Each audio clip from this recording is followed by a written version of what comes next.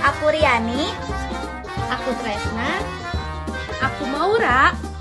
Aku Chelsea. Dan aku Kevin.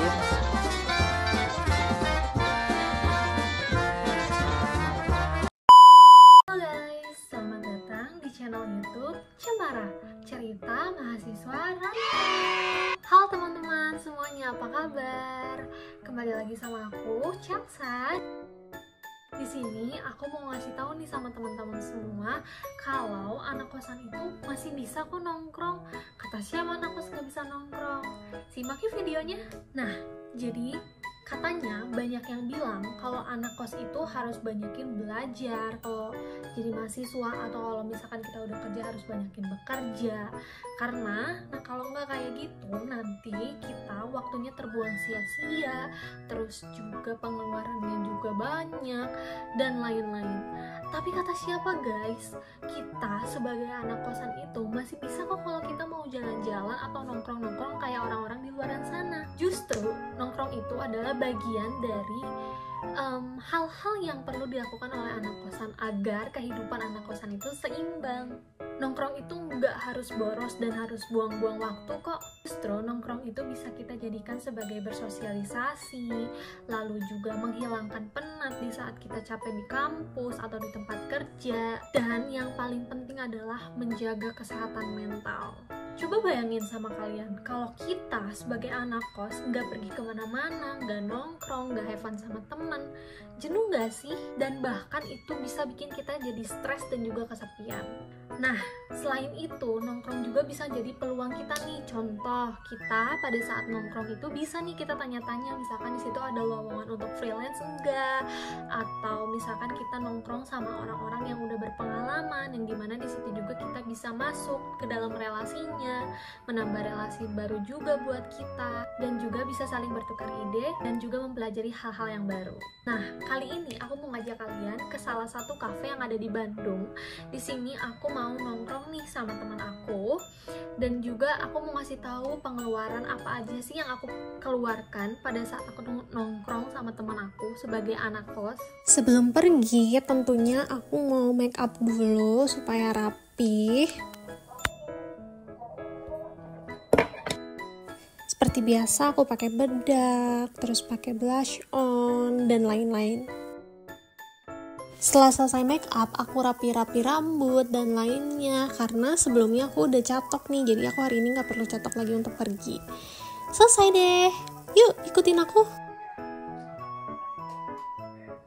Nah, sebagai anak kos kita masih sangat perlu kesehatan mental dan juga healing kecil yang diperlukan untuk menjaga kesehatan mental kita. Tips dari aku untuk anak kosan yang ingin nongkrong: pertama, pilih tempat nongkrong yang harganya masih terjangkau. Sekarang itu internet udah meluas banget, jadi buat teman-teman bisa search dulu nih kafe yang ingin kita datengin. Misalnya kafe yang A, kita bisa lihat nih menunya apa aja, harganya berapa, dan juga jarak tempuhnya kita harus menggunakan apa, akomodasi kesananya. Jadi kita bisa perhitungkan nih biaya-biaya yang akan kita keluarkan nantinya pada saat kita mau nongkrong.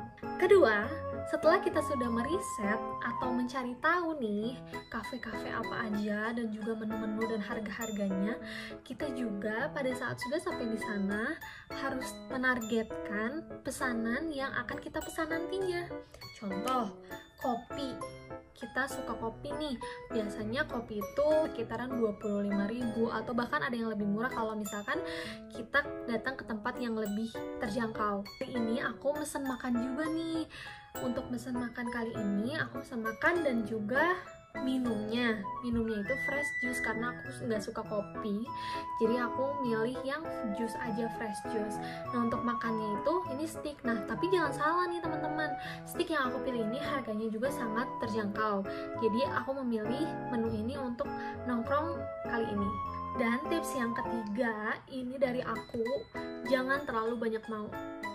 Karena ya kalau kita udah di luar sih pasti kita banyak mau ya, kayak ngeliat teman kita beli apa kita pengen gitu, atau misalkan ngeliat ada ya, hal-hal yang lucu-lucu atau kegiatan-kegiatan yang lucu itu pasti pengen banget. Tapi kita sebagai anak kos harus menahan diri untuk enggak boros. Jadi sebetulnya dengan nongkrong ini tuh kita bisa menghabiskan waktu di situ ngobrol bareng. Bahkan kita bisa nugas juga nih sambil nongkrong. Kalian bisa bawa laptop, bisa bawa misalkan atau buku, bisa kalian baca-baca di tempat nongkrong gitu. Selain memang kita menjaga kewarasan diri kita, mental kita, tapi kita juga bisa sambil belajar atau bekerja di tempat nongkrong tersebut gitu. Jangan terlalu khawatir untuk memikirkan apakah nongkrong kita berlebihan akan mengeluarkan budget yang berlebih. Jangan khawatir. Jadi untuk teman-teman kosan semuanya, jangan khawatir kalau misalkan kalian mau nongkrong nih, walaupun kalian anak kos, kalian tetap bisa nongkrong kok. Asalkan kalian masih bisa bagi waktu belajar, bagi waktu bermain. Walaupun nongkrong gak ada jam waktunya, tapi kita juga harus bisa meminimalisir waktu dan juga memanage waktu dengan baik agar kita bisa tetap mengerjakannya semuanya dengan seimbang. Karena anak kosan juga perlu kok untuk menikmati hidup. Jadi, kata siapa anak kosan gak boleh nongkrong?